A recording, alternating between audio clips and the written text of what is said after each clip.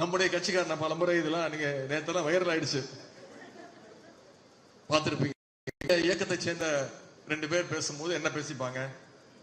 நல்லா இருக்கியாப்பா, பசங்க நல்லா இருக்காங்களா, படிக்கிறாங்களா, தலைவர் அறிக்கை பார்த்தீங்களா, கூட்டத்துக்கு போனோமா, என்னைக்கு கூட்டம், முரசொலி வாங்கினியா, எதிர்கட்சி தலைவருடைய பேட்டி பார்த்தியா, அவங்க என்ன சொல்லியிருக்காங்க பார்த்தியா, அப்படி என்ன குற்றச்சாட்டு சொல்லியிருக்காங்க பார்த்தியா, அப்படிதான் பேசுவோம். இதே 2 அதிமுக காரன் பேசும்போது என்ன பேசிப்பாங்க? சந்திக்கும் போது 2 பேர் பேசிக்கவே மாட்டாங்க, திரு மொழிப்பாருங்க. யார் கால யார் வாரி முட போறா முதல்ல அப்படிங்கறதா அவன் போட்டியே.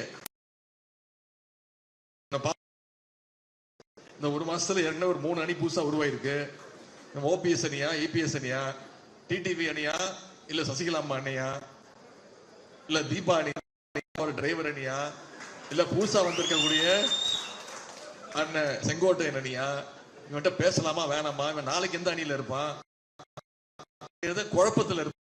ஆனா இன்னைக்கு அதிமுக முடிவு பண்ணிட்டான், நம்ம எந்த அணியா இருந்தாலும் சரி, அத்தனை பேரும் ஒரே கொடை கீழே வந்துட்டான், அதுதான் பாஜக அணி அப்படின்னு அவன் இன்னைக்கு தெளிவா புரிஞ்சுக்கிட்டான். இப்படிப்பட்ட கேடு எந்த அவங்களை பார்த்து இருக்கோம். அண்ணன் செங்கோட்டையன் அவர்கள், முன்னாள் அமைச்சர் அவர்கள், சட்டமன்ற உறுப்பினர் இருந்தவர். அவருக்கு ஒரு பிரச்சனை, இன்னைக்கு இப்ப அவர் ஒரு அணி ஆயிட்டாரு. திரு எடப்பாடி தமிழ்நாடு முழுக்க சுற்றுப்பயணம் போறாரு. என்ன? தமிழ்நாட்டை காப்போம், தமிழகத்தை மீட்போம். அண்ணன் எடப்பாடி பழனிசாமி அவர்களே, நீங்க மீட்கணும் இல்ல பிஜேபி கிட்ட. என்னைக்கு அந்த அம்மா ஜெயலலிதா அம்மா இறந்தாங்களோ அன்னைக்கே நீங்க அடகு வச்சுட்டீங்க. பல பேர் இதை மீட்டெடுக்க முயற்சி பண்ணிட்டு இருக்காங்க. நான் தான் மீட்டெடுப்பேன் உறுதியோடு இருக்கிறார். உங்களால் மட்டும் தான் முடியும். நிச்சயம் அதை செய்வீங்க நம்பிக்கை எங்களுக்கு இருக்கு. இப்படி அதிமுகவை கூறு போட்டு பாஜக விழுங்கி கொண்டிருக்கிறது. நம்முடைய கூட்டணியை பார்த்து அவர் விமர்சனம் செய்கிறார். திமுக கூட்டணி கட்சிகளை விழுங்கி விடுமா?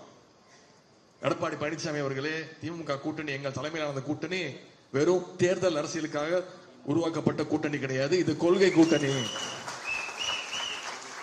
2017 இருந்து இந்த கூட்டணியை யாராலும் ஒன்னும் தொட முடியாது, அசைச்சு பார்க்க முடியாது. இன்னும் சொல்லப்போனா நம்முடைய இன்னும் அதிகமான இயக்கங்கள் நம்முடைய கூட்டணிக்குள்ள வர்றதுக்கு காத்துக்கிட்டு இருக்காங்க. இந்த வெற்றியை மட்டுமே இந்த கூட்டணிக்கு மக்கள் தராங்க அப்படின்னு காத்துக்கிட்டு இருக்கிறாங்க. இதையெல்லாம் நீங்க மக்கள்கிட்ட கொண்டு போய் சேர்க்க வேண்டும். திரு எடப்பாடி பழனிசாமி முதல் ரவுண்ட் பிரச்சாரத்தில் பாதி கட்சி காண போயிடுச்சு. இன்னைக்கு 2வது ரவுண்டு போயிருக்கிறாரு. திரும்பி வரும்போது அவர் மட்டும் தனியா பஸ்ல வந்தாலும் வருவாரு, டிரைவர் கூட இருப்பானு தெரியல. அந்த நிலைமைக்கு இன்னைக்கு ஆளாக இருக்கிறாரு.